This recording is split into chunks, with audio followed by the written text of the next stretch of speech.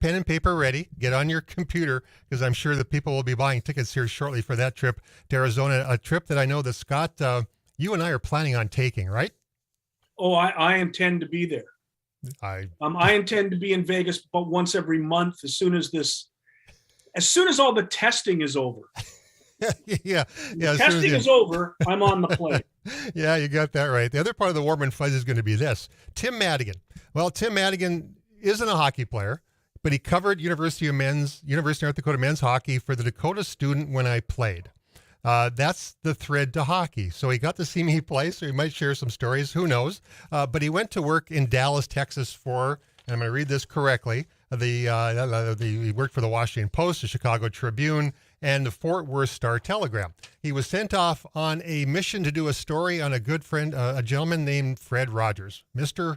Rogers. And he became a very good friend with Fred, helped him redirect his life. He wrote a book on Fred. So we're going to do a warm and fuzzy Fred Rogers conversation on a cold February day. So you know what? We're going to do a little hockey, a little life conversation, and of course, you know what? We're going to have some fun along the way. And of course, our Pilot Mound conversation coming up in our second segment as well. But you know what? Before I introduce Jody Hodson, I'm going to make this one the Golf Center in Grand Forks segment. Jody, you've been to the Golf Center in Grand Forks a few times, I would anticipate.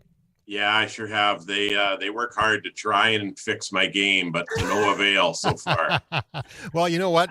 It's only 6-7 weeks before we get the opportunity to probably hit the ball outside. Hopefully, fingers crossed, and all this good white snow turns into nice water in those lakes and rivers. But the Golf Center can get you ready for this upcoming golf season, whether it's Ping, PXG, Titleist, TaylorMade, all the clubs that you would want to choose from. They will guide you in the right direction, fit you with the right product for your game, and get you ready for the season. And those clubs will arrive before the warm weather gets here. And also custom putter fitting, which I did myself, Jody, about a few months back. So I'm going to hold them to the fact I'm going to shoot better scores because of that. They also have SkyTrack, so you can do a little practicing in your garage, getting ready for that day when we can get out on the links and whack that golf ball around. So the Golf Center, located at 3001 South Columbia Road in Grand Forks, or call 701-775-0019. Brian Leach, Nate, the man with the shoes, they'll take care of you each and every day when you hit to the Golf Center in Grand Forks. So we do appreciate their sponsorship. And with that, of course, Scott, we open the door. We let Jody Hodson in. And Jody, did I hear they're going to change it? It's going to be Bentley playing the University of North Dakota in Arizona, in Vegas coming up? No, I don't think so. You got a bad scoop. Of course, we're talking his son, Tucker, plays for Bentley. We'll talk a little bit about Bentley in a few minutes and how that season's going for him. But congratulations, a happy dad, his son playing college hockey. Well, here it is, Jody. It's a few months away. Scott and I are ready for this magnificent opportunity to go to Vegas and watch some ASU UND hockey. How are the plans coming? Yeah, it's coming along great, thanks. It's going to be a fantastic event. We're really excited about it. As you know, right, the core of the weekend is a Saturday night hockey game, but it's really a 3-day celebration of all things North Dakota and all things North Dakota hockey. So we got plans in place for our Friday morning golf tournament. We're going to the Sienna Club in Las Vegas for our golf tournament Friday morning.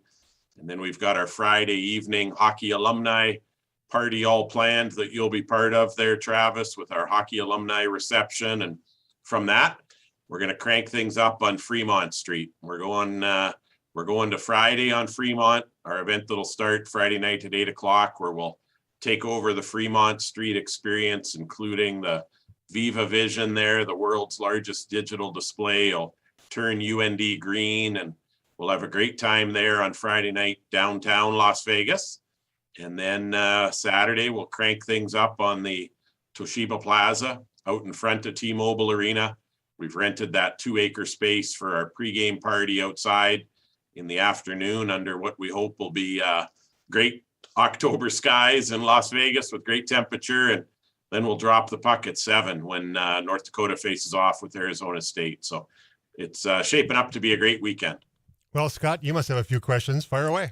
Well, my obvious question is there a better group of hockey fans in the United States who travels any better than UND fans?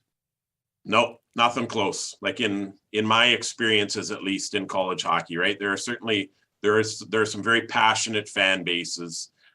Michigan, Minnesota, lots of good ones, right?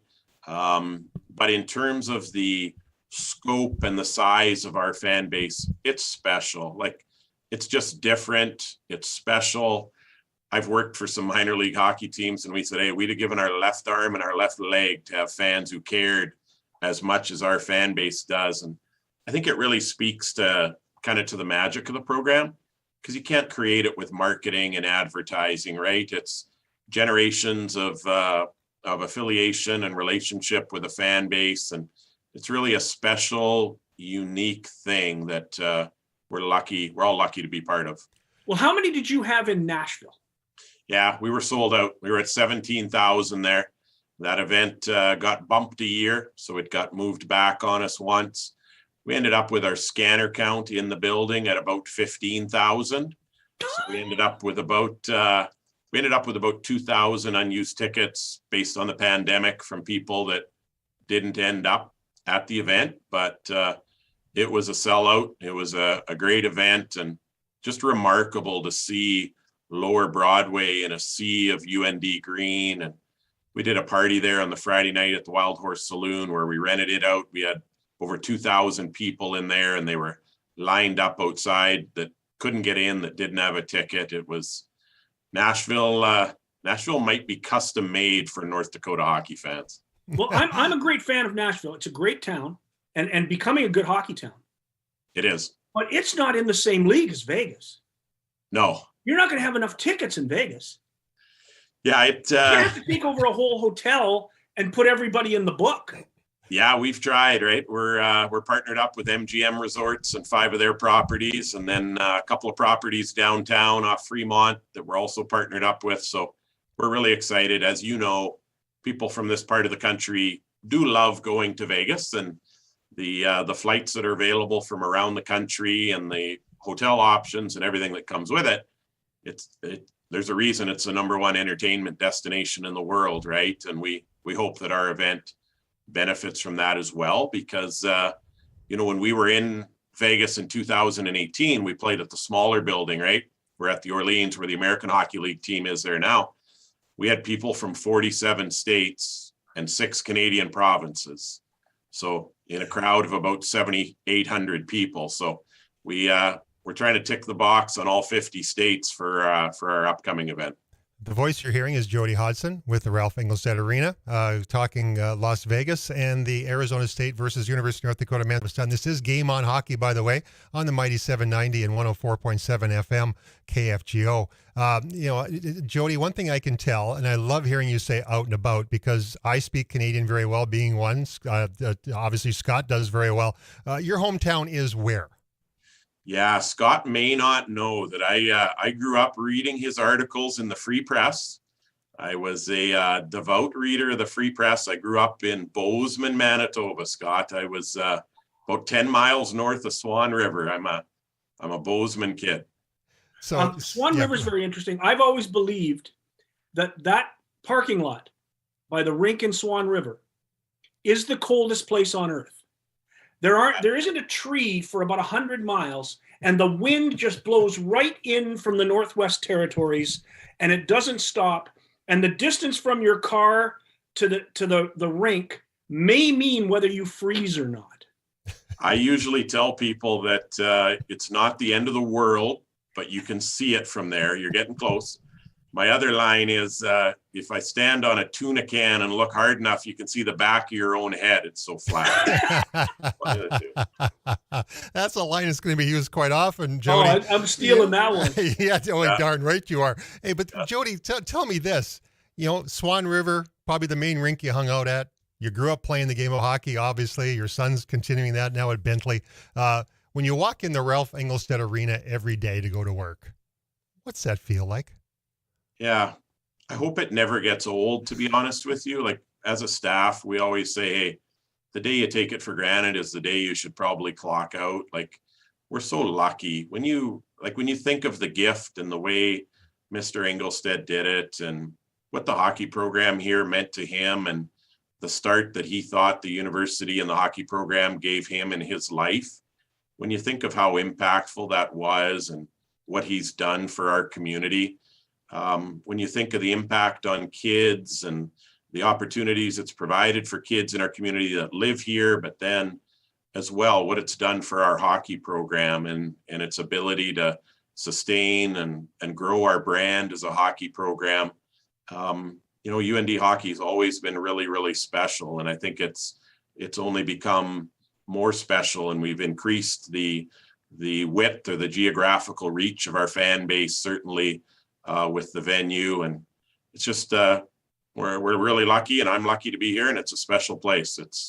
You just walk out there, even on a day like today, right? We're playing Omaha and they're out there practicing tonight. And one of the neat things to do, Omaha has been here before, but one of the really neat things to do in my job is if we have a team that's coming in here for the first time, it's kind of neat to be downstairs when they get off the bus.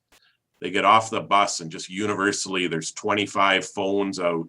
They're holding their phone up and they walk out through the Zamboni hole when they get off the bus.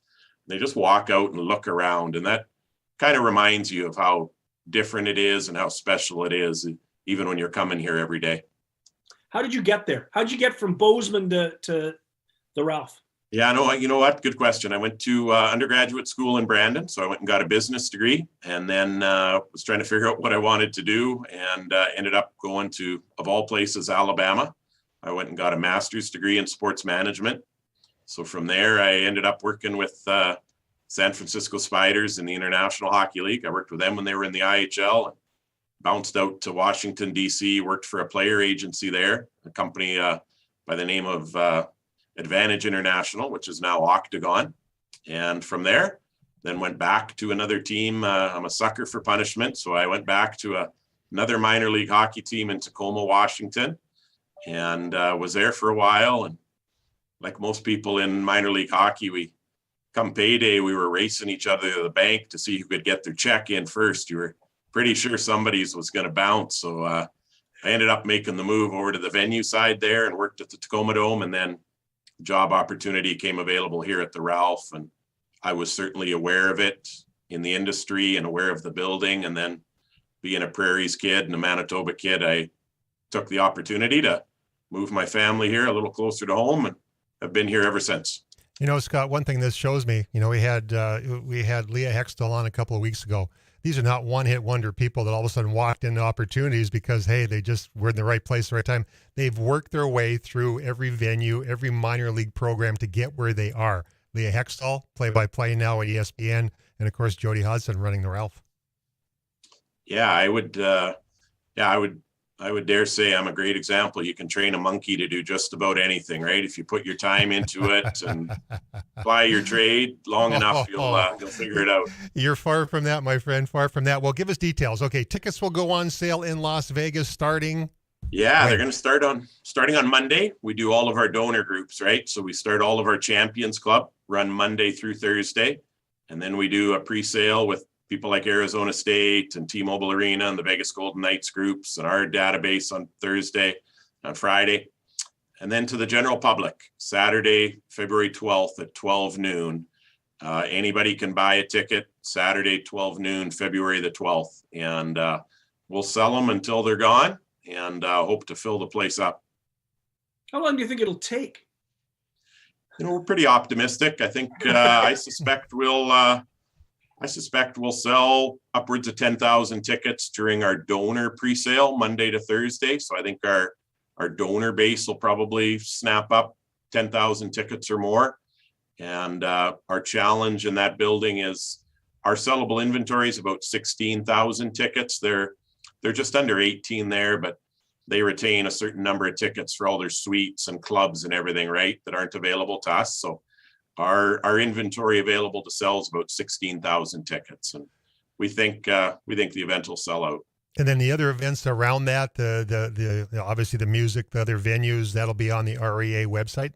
Yeah, anybody who wants to go to theralph.com/Vegas, we've got an event page there with all kinds of information on travel and our special events. Like our event at Fremont Street is free, our pregame party is free. So lots of information there, from golf tournament to the other events to hotels. We've got links set up there so people can book their hotels, and links to information with travel companies that are running charter tours. And, just for example, today, Allegiant started offering flights for that time of year. And they've told us they'll go up to 6 flights a day on Thursday and Friday to get our fans down there. And when we went to Nashville here a couple of months ago now, that Thursday was the busiest day in the history of the Grand Forks Airport.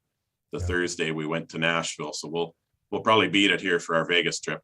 One thing we have to do, Scott, is fire up the Game On jet. So we can just jet out there on the Game On. We just Isn't that High Camp's jet? Yeah. We need to find a sponsor for that. That'll make it a lot easier than going Allegiant. I'm tall. I'll tell you the story of that. I'd have to drive down there to get on his truck. Yeah. And I would drive today. If you can get across the border. Hey, you know what, Jody? It's been a real pleasure having you. We're excited about this. But one quick update, if you would. The 1982 National Championship Team celebration was to be last weekend, I believe. It was moved to the fall because obviously getting guys coming across the border and all the rest of it. Any updates on when the specific date will be? Yeah, it's going to be the weekend of November 18th and 19th. So, yeah, you were right. That was COVID sucks for a lot of reasons, and that's one of them, right? We were going to have a big reunion, and our guys from north of the border just weren't going to be able to get across. And we had Ed Belfour night to celebrate his achievements on the Friday night, and his family weren't going to be able to get across, and his parents. So we ended up bumping everything to November. So we're going to do it November 18 and 19. I think we got Miami here that weekend, and that'll be Ed Belfour night on Friday night. Celebrate his accomplishments, and then the 1982 reunion team will be honored Saturday night down on the ice, but their whole weekend, they'll be here all weekend for that to celebrate as a group. Boy, I tell you what, you got a lot of things to plan. 24 hours a day. You might sleep for 15, maybe under your desk. You got the Costanza desk probably is where you probably spend most of your nights, I would anticipate. No, a good northern Manitoban gets some sleep. They don't cheat themselves. We get our sleep. Hey, Jody. I got to ask one more question before we go. Go ahead. Fire away. Yeah. I got to ask one more because your son took a shot at Bentley. Yep. And there was a tremendous player out of Manitoba named Tanner Jago to some people, who was the captain of Bentley for a while, a great Portage Terrier player. Tell us about Bentley, why he chose Bentley, and tell us about the school, because a lot of people don't know a lot about that school.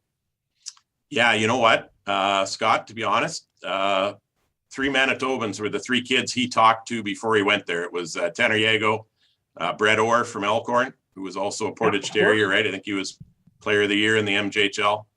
And then Jason Argue from Swan River. Yep. Jason was an MVP in the Manitoba Junior League before he went to Bentley. So he talked to all 3 of those guys. You know what? I think the situation for him is he's my son certainly has placed an importance on the educational part of things, and I think pretty realistic about the relationship between hockey and school. And Bentley is a fantastic academic school. It's about 9 miles from downtown Boston, so it's just in that Watertown, Waltham area, right by Cambridge there, just a few minutes from Harvard. And great school, about 5,000 students. It's a business school. So he's in the finance program there, working on getting a finance degree. And they just built a beautiful new arena on campus that's a stone's throw from his dorm. So it's a fantastic setting where they've done a really good job of, I think it was Tanner actually said, hey, it's a school that used to have hockey and now it's a hockey school with the rink they've added and the things they've done. They've certainly made some improvements, and it's a great city. So for him, I think he's chasing the educational opportunity and realistic about his need to hold down a job when he gets done playing. And I think he's getting to have some fun and play Division I hockey while he does it. And so far, 1 goal, 1 assist. He's a +6 on the season for Bentley, the Bentley Falcons, I believe it's called. And you know what? Knowing Brad Berry the way I know it, he'll probably try to schedule a game with Bentley, and you'll have to make a decision what uniform you're going to wear to the game. But it would be pretty awesome to see that opportunity for your son. You know what? There may not, Brad as well as I, there may not be a better human being on earth, and he's been working on that for sure. Just the type of guy he is, right? And yeah, as a absolutely. Hey, well, person, you Jody, gotta say, don't- we appreciate you jumping on board. We got a whole bunch of other guests to have on here soon. You're welcome anytime with any updates on this. We'll talk again soon. And you know what? We're going to take a quick break, come back with a little Pilot Mound hockey. Jody, that's the voice of Jody Hodson, of course. We appreciate it. REA, thanks for joining us on Game On Hockey. We'll take a quick break. When we come back, Pilot Mound hockey. After that, Tim Madigan. We're going to talk Mr. Rogers. You're listening to Game On Hockey on 104.7 and 790 KFGO.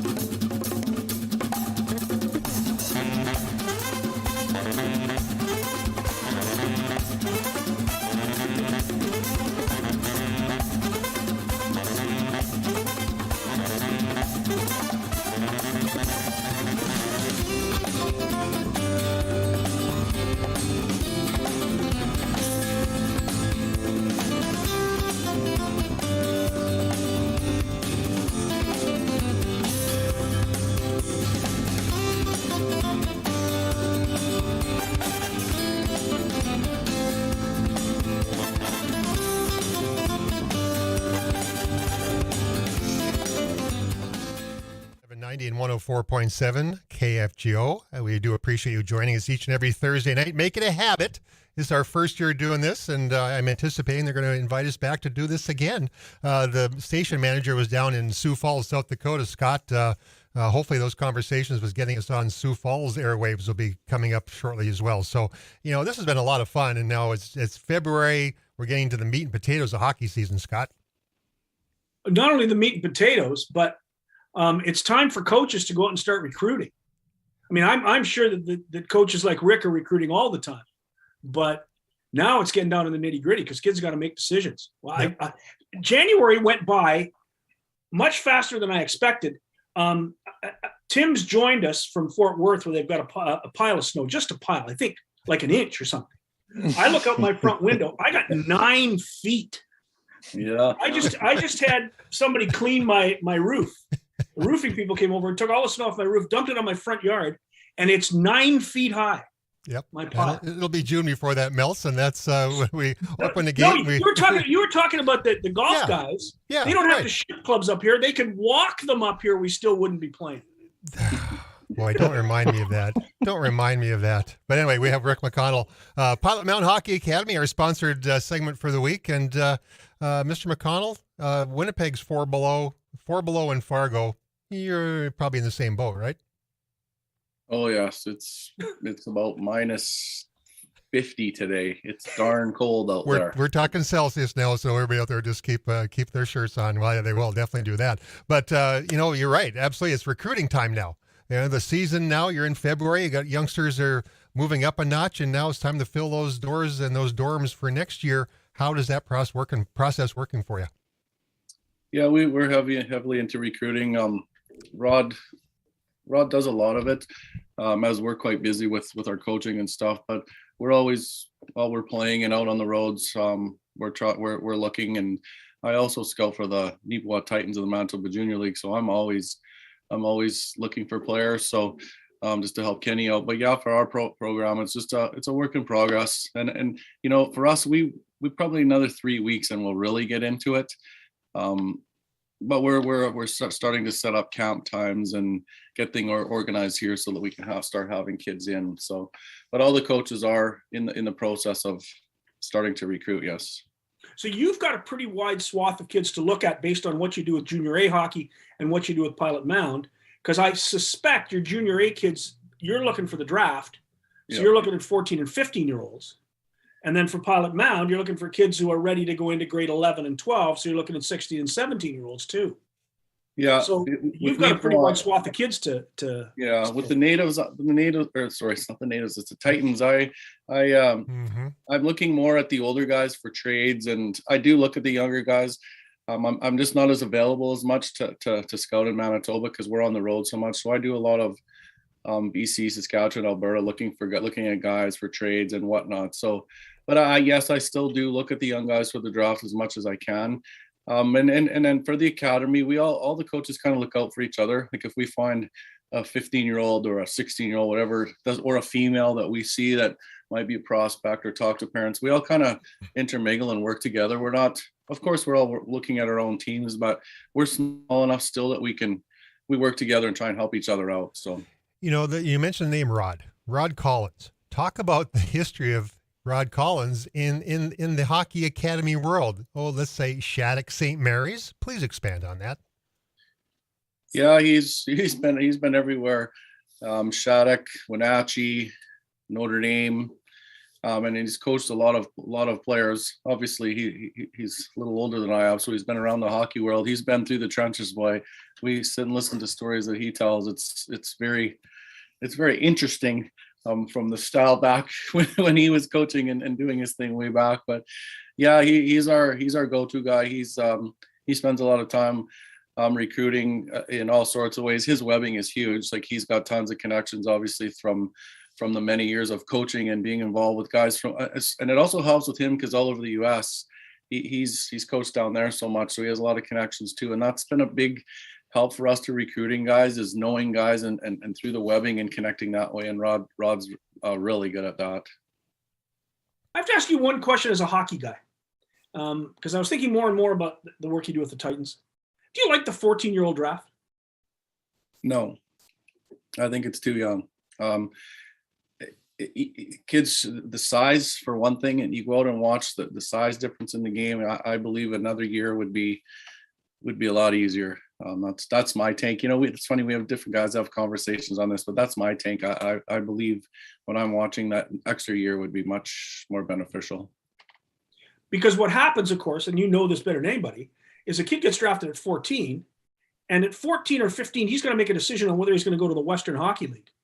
Yeah. And I had a conversation with a guy I'm sure you know, Doug Headley, who's coaching Dauphin. Yep. And his classic line was that 14-year-old kids shouldn't have to make decisions until they're 17-year-old kids. Absolutely. That's just crazy. It is. It doesn't make sense. And a lot of things happen. A lot of things change in a kid 14, 15, 16. There's a lot of paths to tank, and some tank the right one, some tank the wrong one. But you're absolutely right. Doug's right. To make them make a decision at that age, they're still feeling their way around.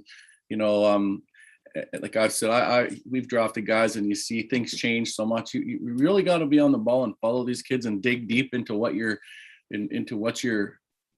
trying to bring in, because like I said, things change so much. It is difficult. I honestly find it tough at times at that age, when you're out scouting. Well, and here we are in an audience now. By the way, you're listening to Game On Hockey with Scott Taylor and Travis Dunn each and every Thursday night on the mighty 790 and 104.7 KFGO. A pretty big audience down here. Again, we keep sharing that information. If you have a youngster that's interested in looking at an intimate environment, Pilot Mound Hockey Academy, here's your opportunity. Speak to them, Rick. What can you tell them to make a parent feel at ease that they're going to send their youngster to you to coach? Well, the main thing here is we care about everybody. You're not just coming, you're not just a number. It's small enough that our school's small, our dorms are small, everybody's accountable for it. We know what's going on. Your ice, you get lots of ice time. We play lots of games. We travel all over. The academic side, we have expectations of these kids doing well in school. And our goal is development, to develop these kids and make them into better hockey players. But we're huge here on being better people as well, to send these kids on, because let's face it, not everybody's going to be a hockey player when they leave here. So we're also primed to help these kids become better people and with the off ice situations and stuff. So to me, it's a smaller campus, great place to come play hockey. Little town, everybody knows you, so it's a real hockey community. And I think it's a great situation if people can afford to play at this level, and the traveling is awesome. We're coast to coast, and then plus, well, once COVID's over, we'll get back into the U.S. Last question, Scott. If I want to go to Pilot Mound, what should I do? Well, the main things are the best way to contact is go onto our Pilot Mound Hockey website. There's all the information's there, and then we have so many different ways of connecting to us, but it's all on there to contact, or you contact Rod.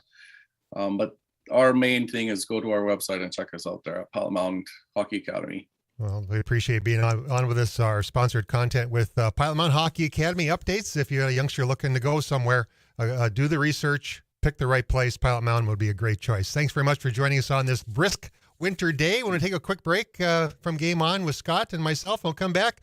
We're going to go warm and fuzzy. We're going to talk Mr. Rogers with an author of a book that wrote that, is a UND graduate, a good friend of mine, Tim Madigan. We'll take a break. You're listening to Game On Hockey on the mighty 790 and 104.7 KFGO.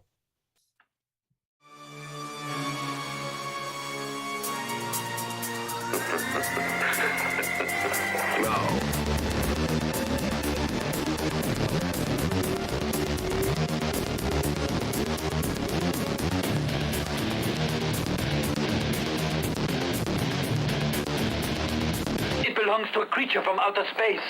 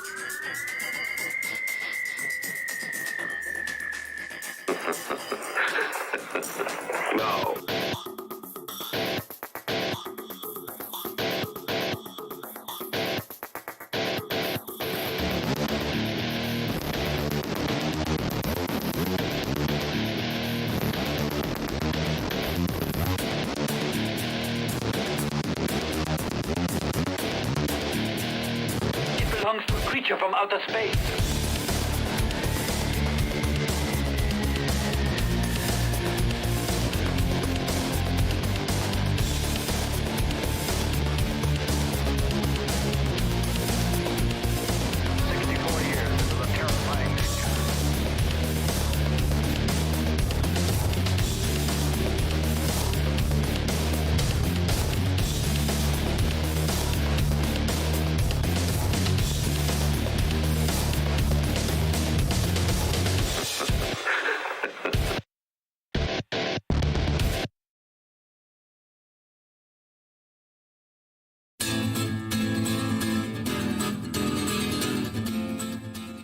and they've got a Well, good that'll rev you up on a Thursday night when we're feeling a little bit logy. The cold weather, well, is getting all of us. I'm tired for whatever reason. I have no idea. I'm sleeping well. I'm eating well. I'm exercising, and I'm still tired. So I'll go figure. I think we're all in the same boat. We're going to get through this together each and every Thursday night. Game on Hockey. Make sure to stay tuned. 6:30 will be UND men's basketball versus Denver. And, of course, tomorrow night at 6:30, UND men's hockey versus Omaha right here on the Mighty 790 and 104.7 KFGO. So with that, you know what? We'll go back, and I go first thing I need to do. This is the Nilles Law Firm studio. Established in the 1900s, the Nilles Law Firm provides legal services in more than 10 areas of practice, including business and corporate law, estate planning, wills and trusts, probate, commercial litigation, adoption services, and real estate. A division of Nilles Law Firm is Northern Title, which provides complete closing and escrow services along with title insurance policies for all types of real estate transactions in North Dakota as well as Minnesota. Call Nilles Law Firm at 701-237-5544 or look them up on the World Wide Web at nilleslaw.com. Tell them Travis told you to call. That's my new theme moving forward, Scott. Someone walked into the Golf Center last week in Grand Forks and said, Travis told me to buy golf clubs at the Golf Center in Grand Forks, so maybe I have a little more power than I thought. Oh, I hope they cut him a deal. Oh, they would. Those guys take great care of him. But with that, and speaking of cutting us a deal, he does this for free, which we really appreciate. Tim Madigan and I go back a long way. He covered UND men's hockey for the Dakota Student back in the day. It wasn't his intro. He's from Crookston, Minnesota. And not only did he do that, but he went on to do even big and better things in Fort Worth and became good friends with Mr. Rogers. But with that, we're going to do, there's a hockey theme here, right, Tim? But welcome to Game on Hockey with Scott and Travis. Well, thanks, Travis. I thought you were having me on because of my hockey expertise. I didn't think that we had anything to do with Mr. Rogers. Well, you are legendary in Crookston, Minnesota. That's for doggone sure. But Scott's also written a book, and so you two can converse about books. Well, I don't want to converse about books. I want to go back and talk about the Dallas Stars. Because my bonus and the Dallas Stars, we got to talk about a hockey team that has you on a roller coaster right now. Oh, I'm tired. I'm tired of the roller coaster. The night before last, I think they blew a 2-goal lead in the last 5 minutes, get beat by Calgary in a huge game. It's just, I think I'd rather have a team that was totally awful or totally good. These teams that are right in the middle are just frustrating as hell to watch. And I can't figure out if Bonus does a good job with them or not. Because it's a different team. It's a different team every night. And part of that has to fall on the coaching. So anyway, and I checked on UND. UND is kind of middle of the pack this year. I see, Travis, and ups and downs. Some ups and downs. I talked to my good friend Tim Berglund, who's a coach at who's an old Gopher. An old NHL guy who's a longtime coach at Thief River, and I followed Minnesota hockey very closely. And so I got the full report on his team, Rosa Warroad. I need to give a shout out to my friend Scott Clevin in Crookston because I get up there. I live in Texas, but every year, at least once, sometimes twice a year, I need to get up there to God's country. And when I do, I always look Travis up because I knew he's worth a free breakfast. Well, let's go back to that University of North Dakota experience. You're a student at UND. The importance of having the opportunity to start your career, and it was a good place to start. You didn't get paid for it, of course, but you got paid with the experience, which has obviously been valuable. How was your experience covering UND hockey back in the day? Well, it was pretty great because you guys were great. When I started, yeah, humble man and very powerful, I must say. But when my freshman year, the team wasn't very good. Then I think Gino took over from Rube, and one of those years I was covering the team, you won one of your first national titles out in Providence, and it was serious stuff covering that team. But the other thing I remembered is not only were you guys just beasts in terms of hockey players, but you're all really good guys. And, I have very fond memories of you and people like Mark Cherney and Doug Smale and David Christian. Christian was on that team, right? Yep. He was on the 78-79 team. So anyway, it was a great experience. And I actually went to UND to try to play hockey. I walked on. I had a couple other, minor offers, but I grew up 25 miles away in Crookston. I went to UND, and then I got cut in the tryouts, and then I figured that's when my writing career began. I figured I better get a little less serious about hockey and a little more serious about trying to string words together on a page. And so that's where the next phase of my life began. So rather than playing for you guys, I covered you guys, which is probably the next best thing. Was it worth it? Did you like it? Did you enjoy the university game? Well, college hockey is at that level, especially especially if you're a hockey fan, is like as good as it gets. Professional hockey is wonderful too. I mean, there's tremendous athletes, but you add the pageantry of the college experience with the game. Back when Travis was playing and I was covering him, occasionally a guy would go into the NHL from college. But now, I mean, like UND is a pipeline into the pros. And so, you're getting, it's not just tier 1 juniors in Canada. You're getting the top, a lot of these really top players like Zach Parisi or whatever are going from Shattuck's to UND, and not just. So anyway, it's fabulous. And to be experience that and be around it at close basis, because I was covering the team, was really phenomenal. Now, did you go from UND to Fort Worth and cover the Dallas team down there? No, I didn't. Actually, my first job out of college was I went to Williston, North Dakota. It was the only job I could get. $14,000 a year. I thought I was going to start at the New York Times, but it was Williston, North Dakota, and covering Class B girls basketball and surviving on cheap beer and pork chops for a year and a half because I could barely afford anything else. I mean, old Milwaukee was a godsend for me. But then my last year in Williston, I swear to God, and I tell this story often, that this is no exaggeration, but my last year in Williston, it did not get above 30 below for 2 weeks straight. And I figured there's got to be a better way of doing this. So I followed a buddy of mine down to Odessa, Texas, where I went from covering Class B girls basketball to covering the cop beat in Odessa, the year that Odessa led the nation in homicides per capita.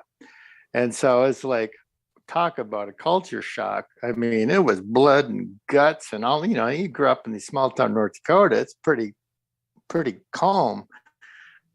But I got a baptism by fire in terms of covering news. And then after 2 years there, I went to Fort Worth, and I had a pretty successful there for 30 years. And it was while I was in Fort Worth in this fall of 1995 that I met Fred Rogers while working on a story about violence on television and how it affected children.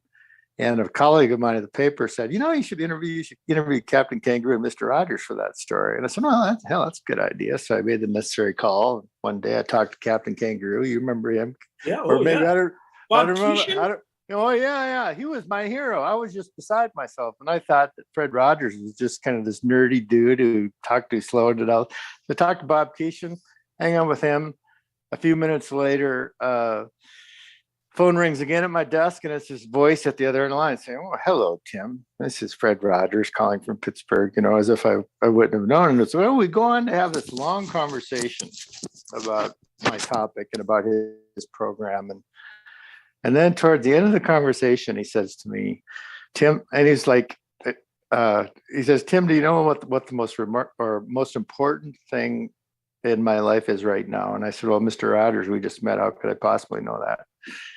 And he said, "Speaking with Mr. Tim Madigan on the telephone."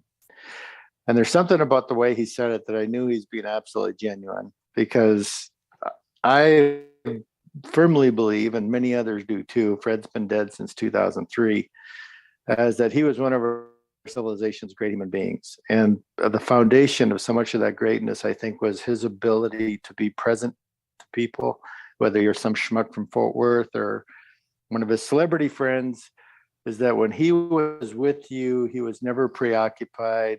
He never had an agenda. He was just kind of totally with you, and it was really remarkable. And then I went to Pittsburgh and spent 4 days with him for a profile on Fred himself. And that, for lo and behold, he and I became very close friends, and which continued until his death. And he mentored me through a very dark time in my life. But I think Fred is about to become, there's about to be a Fred Rogers reemergence. And I was just in the Chicago area talking about my friendship with him at a library up there, and I was on the national at a Sirius radio, a national radio thing right before Christmas, and the host said, "What would Mr. Rogers say now?" And that's what everybody wants to know, because I've been coast to coast talking about this, and no matter what the audience is, I think one of the few things perhaps we in America can agree on is that Fred Rogers was a great man, and that his message, his persona, his kindness, his compassion, his wisdom is something that there's no red or blue, there's no this or that. I mean, he was just kind and loving and wise to everyone, and especially generations of children. So I was really privileged to have a very close relationship with him. And my book about that friendship is basically shows you who he was off camera. On camera, he was the same person off camera as he was on camera. But you get to see Mr. Rogers in an adult context, and it still seems like something of a dream that I had that opportunity. I'll tell you what we're going to do. We'll take a quick break. When we come back, we'll carry on this conversation with our good friend Tim Madigan and Scott. Some little calming music on a February cold day. When we come back, we will enjoy carrying on that conversation with Tim Madigan about Mr. Rogers and their friendship. You are listening to Game on Hockey. Yes, this is a hockey show. Listen to it, absorb it, everyone. We'll be back after.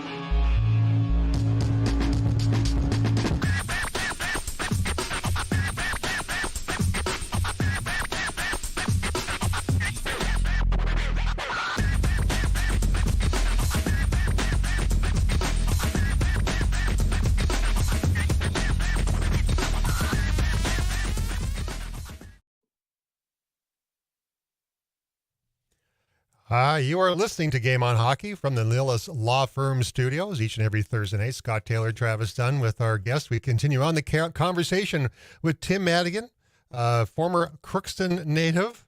University of North Dakota, covered UND hockey back in the day when I played, and has written a few books. One is called The Tulsa Burning, and that is on the top 10 list, New York Times bestseller. I have read it. It's a hard read, but you know what? We're going to stay away from that book. We're staying a little different conversation. We're going to carry on the conversation about Fred Rogers. In the last 5 minutes, we're off at 3 minutes actually only got left here.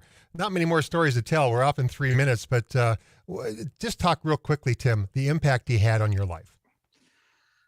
Well, like I said, we met at a very difficult time in my life, and it's probably overly dramatic to say, and it was really, it was almost a dangerous time in my life because it was so dark, and it's probably overly dramatic to say he saved my life. But he planted a seed in me, I think, that has continued to grow over the years. And in terms of how, what we're capable of and where the bar is as human beings. And that is part of my message, is that one of it is that everyone has a Fred Rogers in their life. It doesn't have to be a celebrity. It can be someone who you trust, someone who really wants to know that, who you are.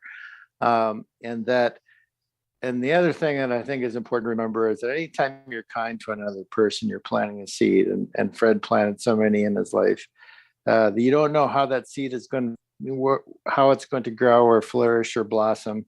But I'm of the opinion that anytime you treat another human being with kindness, it has profound implications for the world. And you don't get to see it, but I just think that we need to remember that and try to practice it more often in a very difficult time in history. Yeah, darn right. And Game on Hockey is about the game of hockey. Is rough and tumble, but you know what? It's a distraction, right, Scott? Well, I've always said that the greatest thing about sports is you can yell and scream and jump up and down and care very deeply about something that doesn't matter. And I think what scares me more than anything else is the fact that even sports itself is starting to become very politicized, and it's been a very, very sad last 20 years or so. I don't know how much time you have, but I've had the thought. 10 seconds. Getting ready for. I think sports is one of the best things in our culture right now. Yeah. Because of the rules, because of the sportsmanship. I just think that sports is important because it's an example for all of us. We'll come back and we'll have that discussion because that's beautiful. That is absolutely. Yeah. Tim, hey, thanks very much. Appreciate you jumping on board with us on a hockey show on a cold day, but a warm day in Fort Worth. You've warmed our hearts a little bit, and I hope it's warmed the hearts of our listeners. Scott Taylor, appreciate you joining me each week. Game On. We'll see you next Thursday. Stay tuned for UND men's basketball. You're listening to Game On Hockey on the Mighty 790 and 104.7 FM from the Nilles Law Firm Studios. Good night. Thanks, Tim. Yeah, thanks, guys. Appreciate it. That was great. I'd love to have that conversation. I would love to have that conversation too, because it's really true. It's really true.